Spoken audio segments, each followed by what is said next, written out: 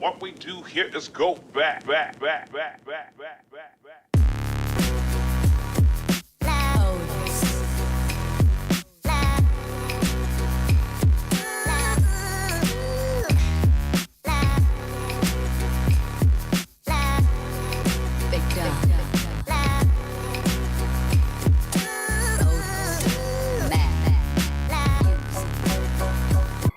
What's up, guys? Welcome back to TaylorMadeOtaku. Today, we're talking about episode 7 of Koi to Uso. And I say we because you know what this is by now. I'm here with my homie, my cousin, my boy, Shooting Star Sheriff. Say what's up to the squad, cuz. Bang bang. What's going on, guys? Guys, I just want you guys to know I'm recording this with no pants on. So if you... So I might have to blur some stuff out, so... Yeah. Also, I got this thing. I'll give you a close-up of it, like, later on, but... I really like that thing. It took me way too long to put this up. Like... It did. Like he was here for most of it. Actually, he was here for all of it. This took a long time to put up. But anyway, let's just jump into this episode. Dog, this episode... If you could sum this episode up, how would you sum it up, dog? I love how you always ask me.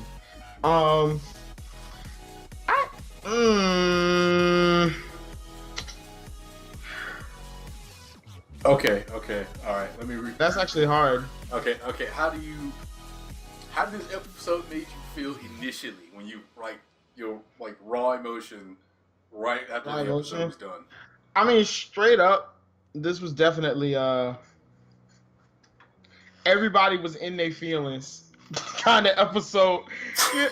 Everybody was just in their feelings this episode, which, I mean, that's the only way I can really sum it up, is just everybody in their feelings. So, I mean, that's pretty much what the episode was in a nutshell. Yeah. Showing off the guns, dog? Just for a little while. I don't have any guns. I have water hoses. It's not very threatening. I have string beam. I have string beam arms, man. Don't worry about it. Right. This episode starts off in a X-rated place, pretty much right where the episode 6 left off, which is clear. That's normal for anime. Hikari is on the top of Lilina. And he is, seriously, in the back of his, in his own head. He's like, oh God, what should I do? What do I do now? Okay, I'm on top of her. I think they started with kissing. And Lilina's just kind of, taken back, and she's just, laying there and, accepting her fate, I guess, is the easy way to put it.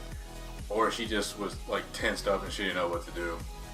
But, then they shared, 1, 2, 3 kisses? Then he, pulled away, and he saw her crying, so, he fell back. He fell back. I give him that, he did fall back.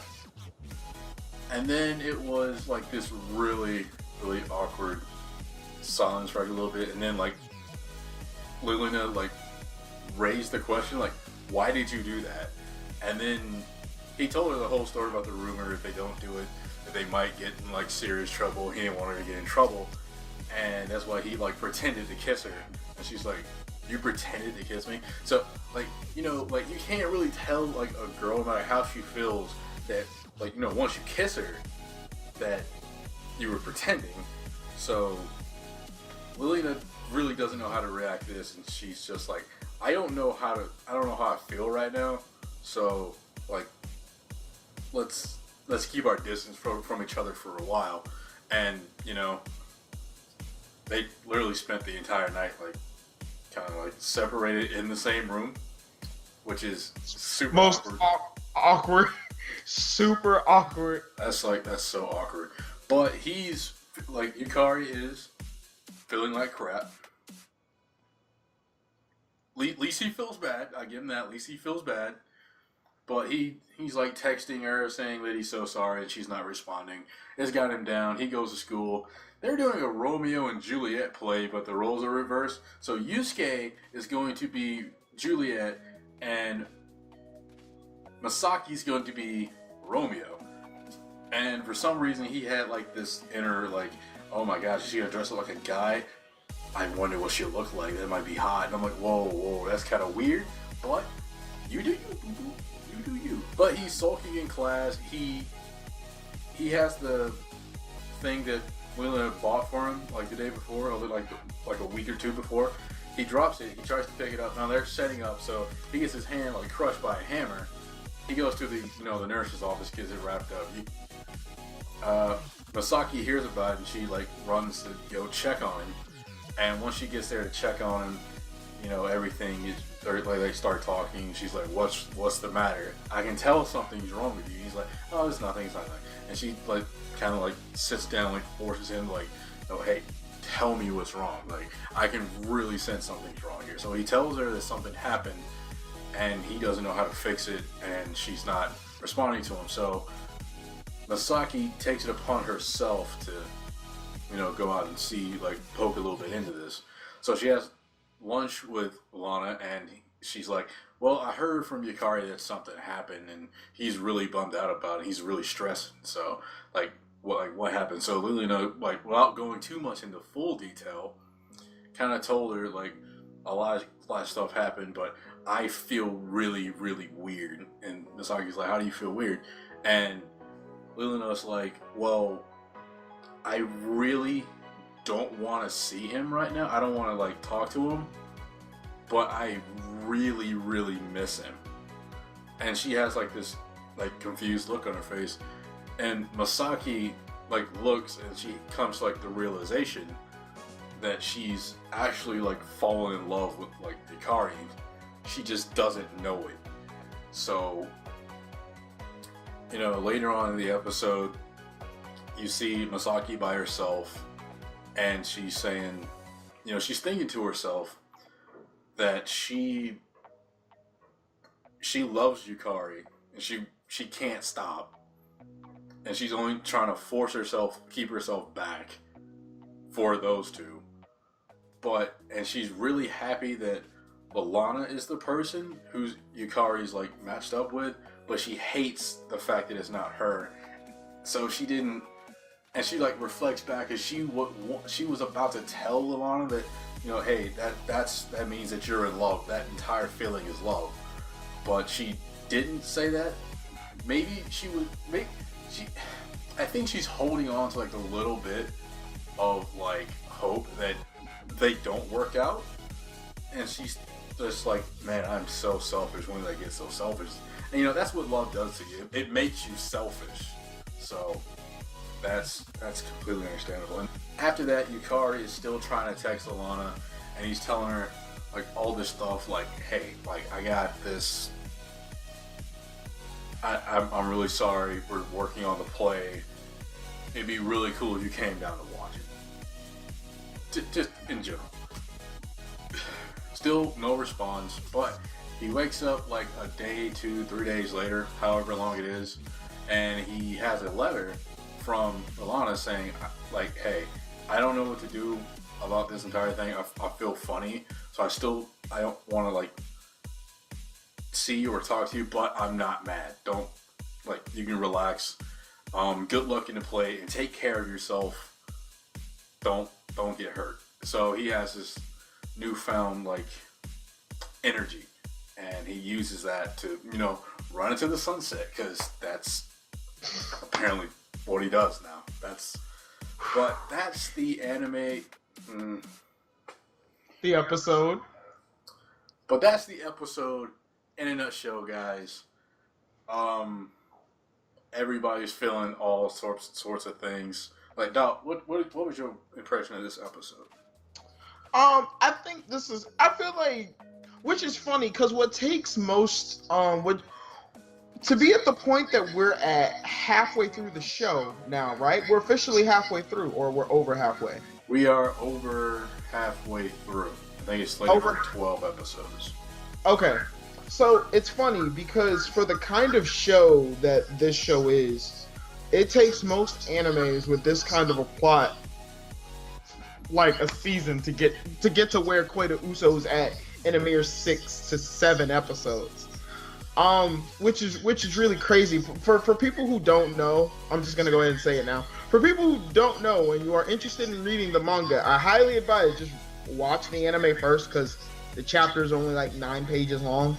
So an episode is like 10 to 20 chapters. Like not even lying. It's a lot of chapters at once. Just watch the anime because it's literally verbatim, page from page, like everything you're watching. So I recommend just watch it. But besides that, the point I was trying to make with that is, it's honestly kind of, I mean, we have hit that wall where it's kind of like everybody's feelings are kind of up in the air, and it's really just kind of like, now it's really going to be up to just really like the main character now. Like this, so I feel like from here on in, it's really going to be just pretty much him trying to figure out how he really feels about both of them. And how he's gonna like approach both of these girls as far as his romantic interests, as being romantic interests, potential romantic. Bruh, you know what I'm trying to say? Like love interest. Yeah, that's all I meant. You know, as far as pursuing, one of them as as a love interest. That's all I was trying to say. I don't know why I was trying to make it complicated on myself, but it's late. It's late. It is late. It is late yet again. Another late night edition of Koda Uso. I'm sorry, bro. I'm sorry. You're fine. I mean, my biggest thing is now is just how is Leilana gonna? It goes on both ends. Is how Leilana's gonna now with this, now with the kiss happening. It's just gonna be interesting how Leilana's gonna, because they're gonna have to meet face to face sooner or later. It's not like they can avoid it because their parents know, and, like they're arranged. They're the arranged couple, so they can't avoid each other forever. So it's one of those things where like they're gonna have to meet face to face again. So it's gonna be weird. It's gonna be interesting to see how, them seeing each other again. I don't know how long it's been, but it's gonna be interesting to see how they're gonna interact. And like Misaki at the end, she pretty much stole the episode, like right there at the end, where she was like, I was gonna tell him that I love that she was in love with him, but I didn't want to say it because I like her, but I hate the fact that he's with her, technically speaking. Yeah.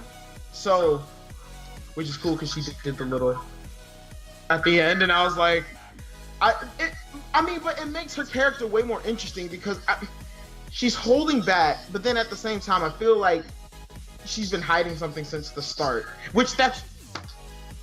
I still feel like she's hiding something, and I really want to know what it is. And Persona 5 is just gonna have to keep ringing. But that's all I feel about the episode. In a nutshell. I mean, all in all, strong episode, really good episode as far as developing the characters. I loved it. I did love this character. One of my favorite episodes this season. So far, one of my favorite episodes. I think I said that last week too, but whatever. Bro, it gets lit. So you're saying like you think like Misaki's like the lies in Love and Lies? I do think that we were talking about that too off screen. Yeah. Because I feel like. Go ahead. My thing is this is just a theory. I just feel like I think what the lie is like, I feel like, I think it's more about her not getting a notice. Cause like, I mean, I understand everybody gets it at different times, but I feel like, I don't know. I just feel like it's been like, she's been playing that off way too long. I don't know. But I mean, that's just my overall just thought. Yeah, like I think, like my own personal opinion, like even being someone who's like read the manga, like I think that the Love and Lies aspect of like the name of the show, like I think that like counts for like all of them, because I feel like Misaki is hiding something. Like I feel like she does love Yukari, but she's also lying, saying that I don't know. Maybe she likes them both, but maybe she's like lying about, hey, like you said, like I didn't get my notice. I mean, she's getting pretty chummy with her and Yusuke seem to get along but not get along. Like, if they're not having a decent conversation, they're at each other's throats. They're giving each other that look like, I really hate you. Even Yusuke, he loves Yukari too, but he's lying about, just, liking him as a friend. Yeah. Like, Lalana, I feel like she is definitely in love with Yukari, but she's, like, lying about it doesn't bother her that he's, like, loves Yukari. I mean Misaki. I see what you're saying. So everyone's lying about something. And to a degree, you are right. You are right. I just think, I don't know, man. It's just, this is like a very critical moment, This episode's like really a critical moment because like, pretty much everybody knows how everybody feels. Well, the two girls know how they both feel about him now. For better or for worse, they both know. Well, she doesn't know. Well, she knows that Misaki likes him, but Misaki now knows that Lalana loves him now too. So for better or for worse, at least she knows how she feels about him now. And it's at the point now where I feel like I feel like Lalana's gonna have to say something sooner or later about how she feels about him. So that, I don't know. It's getting good. Yeah. Oh, yeah. And there was also that other like little sub story in the main story. They kind of was like told, which was a really, really like kind of like cute story actually. With the government worker telling Yukari like, hey, that I know a story about a guy who had this option. Like, he was in love with a girl. He was just like you. He was in love with a girl, and he's been in love with her for like since like childhood. And then, but she got her notice after they confessed to each other and they were dating, and she went to the guy she was in love with since since like childhood, and she said, if you marry me, I will reject the government notice. And he had his head in the clouds and he couldn't think about marriage, which is understandable because he's like 16. Like, they're 16. Thinking about marriage is a little much, but I do get where she's coming from.